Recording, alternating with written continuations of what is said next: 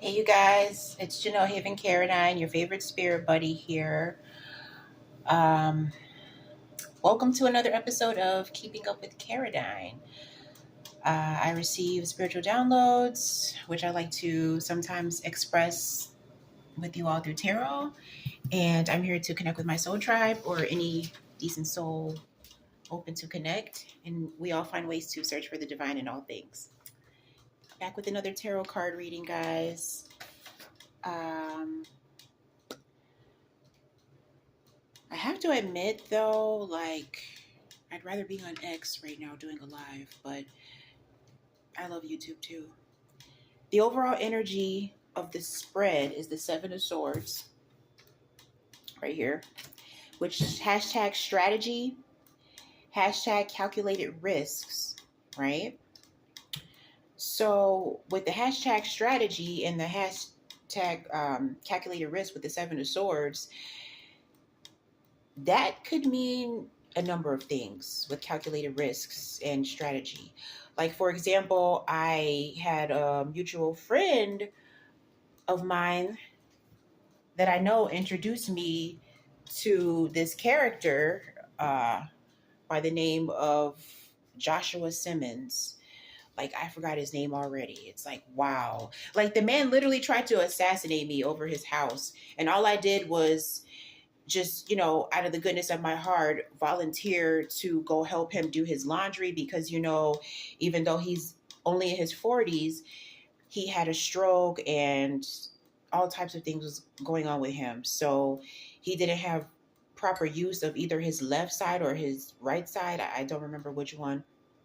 And so a mutual friend of mine, you know, has known him for quite a while since high school days. And they normally, you know, are always there to be like a helping hand and do things, but they have other obligations and other people they take care of. So silly me, volunteering to go help out this man in his 40s. I mean, he can still do a lot of things, but at a snail's pace. And all I literally volunteered to do was just like literally help the man out with a couple loads of laundry and to hanging up some hooks and some pictures, around his home, like things that will probably be simple for you and I. Speaking of things that are simple for you and I know there is one special person out there that will see this video, and even you might not even like this video. You might not even like me, but just please subscribe, please, so I can wake up to another, well, I haven't even went to bed yet, but so I can open up the app and I can see another subscriber. That would bring my heart so much joy. Maybe I should say it would bring my heart so much pain. Maybe somebody would subscribe then. But like I said, please subscribe to my channel, Elamina Bay. And also follow me on X, Elamina Bay. And for those people who already follow me on X, can you please subscribe to my YouTube channel, please? Like, thank you so much. I love you forever. Like I said, with the Seven of Swords, hashtag strategy and calculated risks, I should have known something was weird when I first got over there, was, helping with the laundry, and he started asking me if I was an organ donor. Like, I should have known something was there then because, he goes to dialysis several times a week, on top of, you know, everything that happened with, his stroke or whatnot.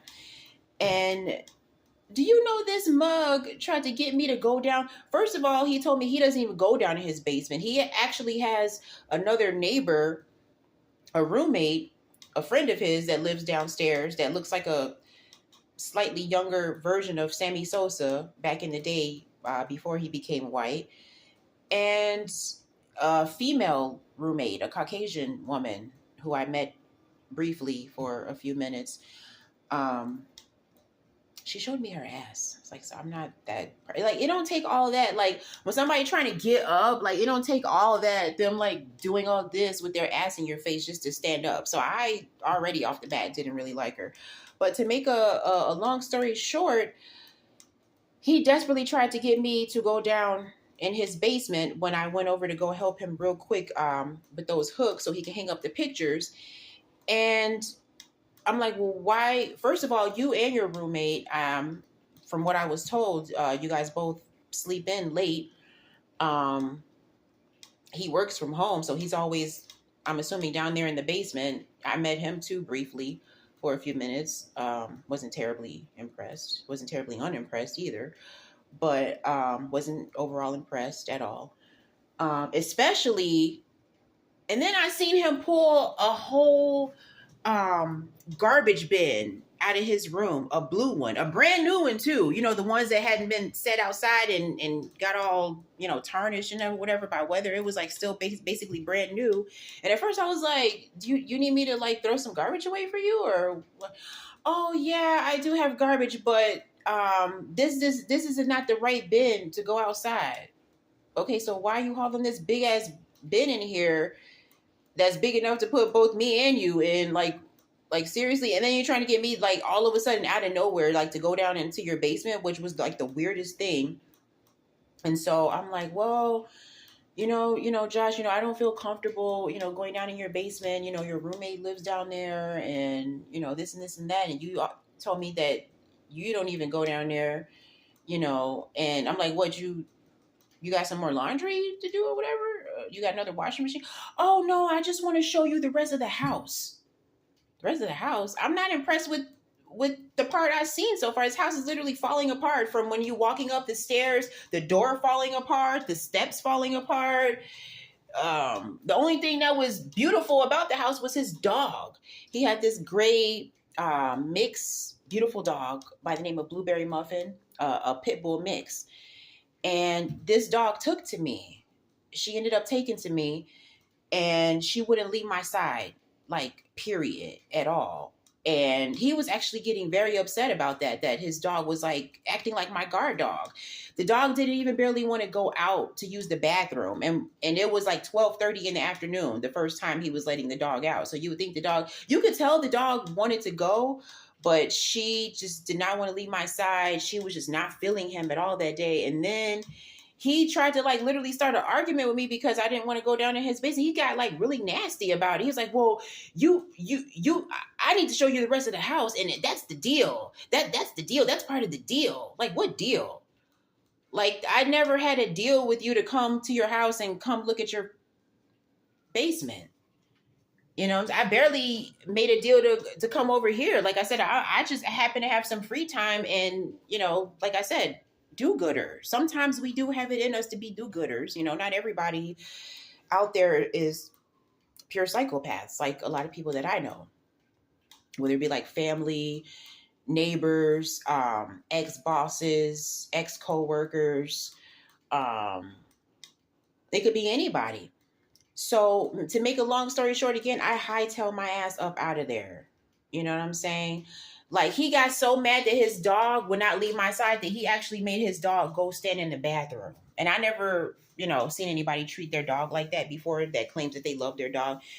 The dog stayed in the bathroom for all of maybe 5 minutes. And then she came right back out and was like right next to me again. And this time he locked the dog in the bathroom. And meanwhile, after he went to go literally lock the dog in the bathroom, make sure the door was locked this time, he's like, well, you need to come down here to this basement. And I was like I said, I just already told you, I don't feel comfortable going down in your basement. There's really no reason for me to go to. Oh, well, I need to get some more cleaning supplies. First of all, you don't give no damns about no cleaning supplies. All right. Because I see cleaning supplies right here on this table and you haven't even looked over there. In fact, this place is a mess. And now all of a sudden he cares so much about some cleaning supplies. So, like I said, that was strategy right there. You know what I'm saying? Calculated risks. Do I want to stay here, be a do-gooder, so I can feel good about myself? Or do I want to survive and get out of this house? Calculated risk. 7 of Swords. Now, 7 of Pentacles. Hashtag patience, hashtag evaluating progress after hard work. So much hard work. You guys, I'm telling you, it's a jungle out there. Like,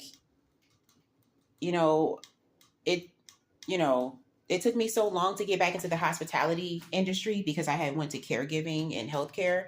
And I thought that I wanted to remain in healthcare. But then after I went back to it and I seen how they were treating some of those seniors and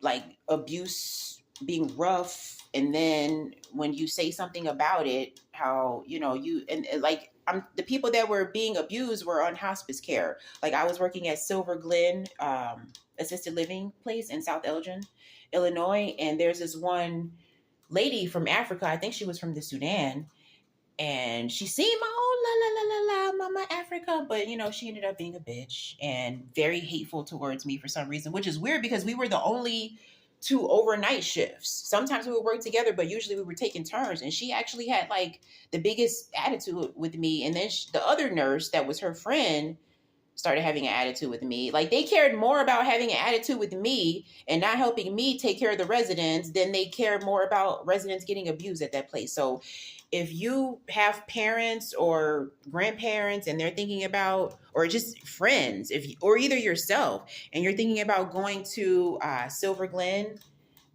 senior retirement community, don't do it. They don't care about senior citizens over there. All they just care about is that moolah.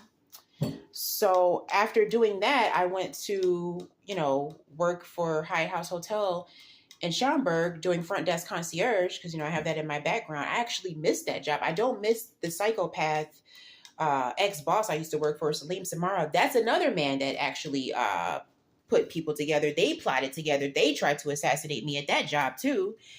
They actually tried to assassinate me at the Silver Glen job too. They actually had Lyft and Uber drivers that were literally spying and surveillancing, like waiting for me to call because they start to figure out what time I was going to call for a Lyft.